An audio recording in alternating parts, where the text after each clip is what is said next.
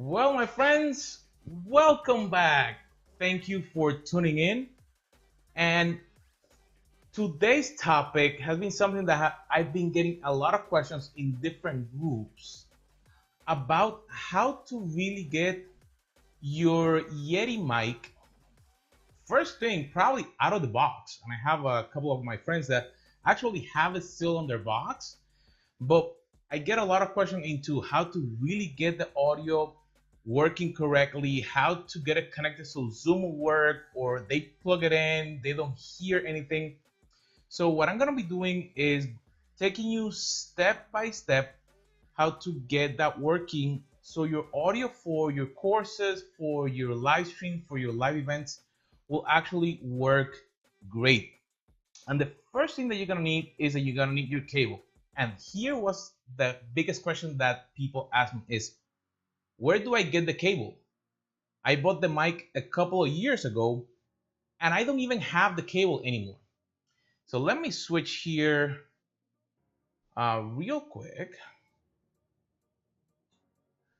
So you can go into Amazon, and that's what I did because I bought the microphone, and when it came with the mic cable that was very small. And all that you need to get is a USB mini to USB cable, and it comes just like this. So that's what it did. So you're gonna see the connector, and you can, for doing anything, I would recommend that you get probably like a 10 footer, and that's what I got. So you can put your computer on a place and don't have to worry about getting the cable tangled with something else, or that you don't have enough cable, so you connected it somewhere else. And one of the things that you probably depend on, if you have a Mac or you have a PC, you might need something to connect it with. So in my case, I have a Mac, so the Mac doesn't have a regular USB plug. So you need an adapter for that. And that I will let you, if you need some help with that, let me know. But one of the questions that they asked me was, how do I plug it in? So the first thing that you want to do is that on the back of the microphone, there are two ports. One is the USB. So you plug the cable, and the other end goes to your PC or to your Mac. And you may know this already, or you may not know this, but the first time that you plug in the device, it will take over all the audio for that computer, meaning a PC or a Mac. It will take audio for input, meaning the microphone, and audio for output for the speakers automatically when you plug it in.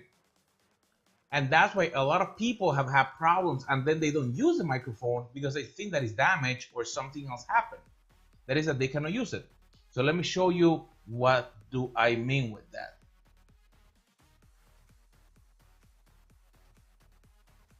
So if I go here to my Mac and I go into System Preferences, I can go into Sound, and you see that by default, Yeti, there's an output and an input. Because I have used it before, I don't have that selected, but by default, it will put that your output, that is the speakers, will be the Yeti. And you're gonna say, but it's a microphone. But what happened is that the Yeti mic is a professional microphone. And remember that I mentioned to you that there were two outputs underneath it? That is so you can have your headphones or speakers connected to it, and you can listen to what is coming out of the microphone.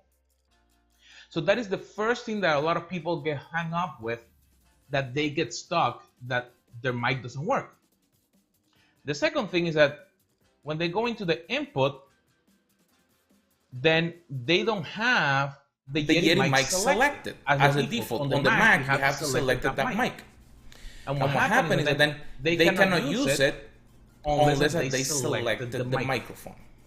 So right there you have two simple things to configure on your Mac. So as soon as you plug it in, you can go into System Preferences, and as you can see right now, the Yeti mic is capturing the audio going up and down.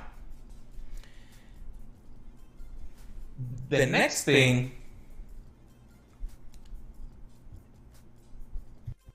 is that I want to be able to configure it so I don't have a feedback or that I don't have any problem with it. So here's how do I do that. Let me go here and make sure that. So the first thing is that a lot of people think that the volume of the mic is on the front. As well, voy a estar haciendo el video en español en un minutito, así que dame un segundo.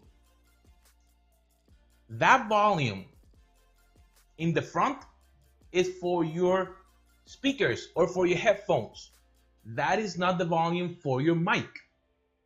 So that's the other thing that a lot of people, when I help them put their equipment together or when they're doing a Zoom session, they say, hey, I cannot change the volume.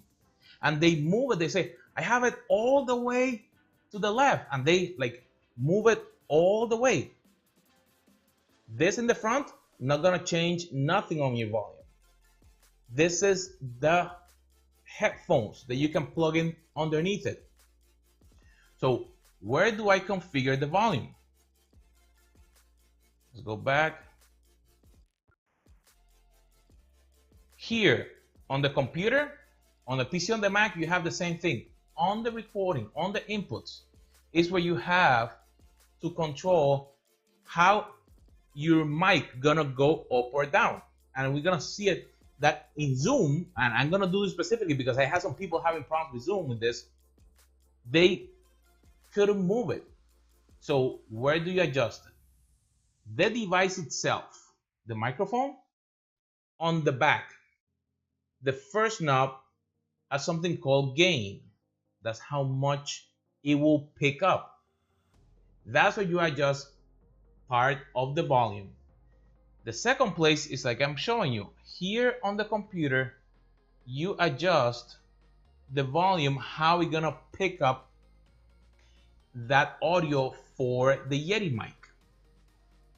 So if we go into Zoom, let me open here.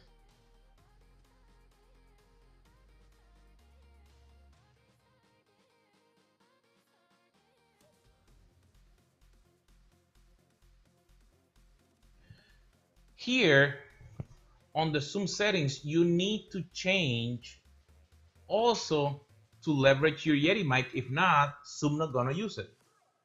So right here, all that you have to do is to pick Yeti microphone, and now I have it muted.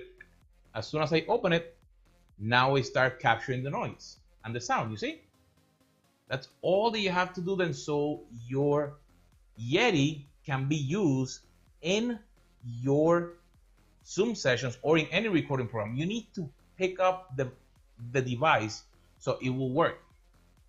Then after you have all that ready, the other comment that I get from a lot of people is I get or a lot of noise or I cannot hear everything that I need. And those are the knobs that are on the back, the last knob. Let me show you here something really quick. If you go to Yeti.com, it gives you a table of how you should configure your Yeti mic. And it has different modes. And the most important for most people is the one that looks like a heart. That is called cardioid mode. And what that does is that is the second one from the right. So if you look at it, right there, that second one, because it only gonna capture the noise from the front, not from the back, and it will limit the noise that is captured from the sides, from left and right. So I know that probably you have a computer and you know that a computer have a fan. So if you put your mic on the side, it will pick up the noise. So when you put it on cardioid mode, you put it right in front of you. So it will capture like I'm doing right now.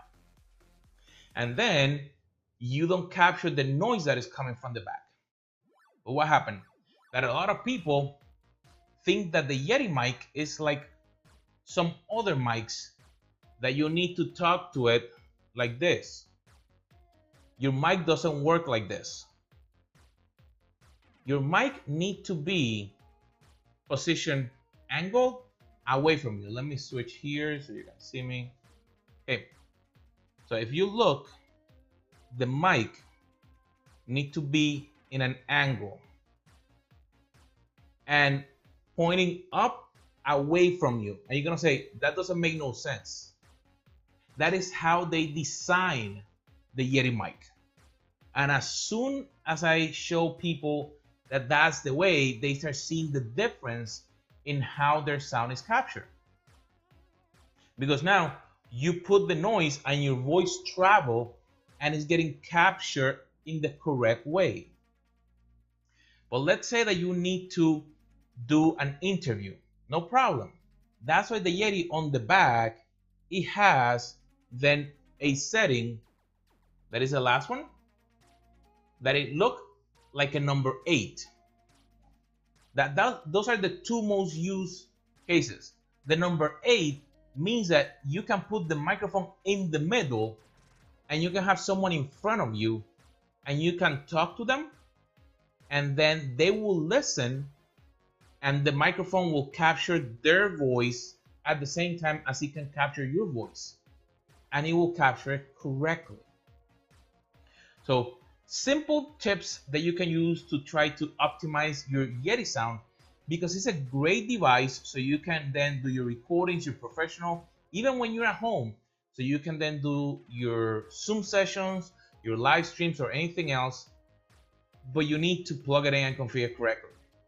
My friends, it's been awesome to have you here with us. If you have any questions, like always, let us know.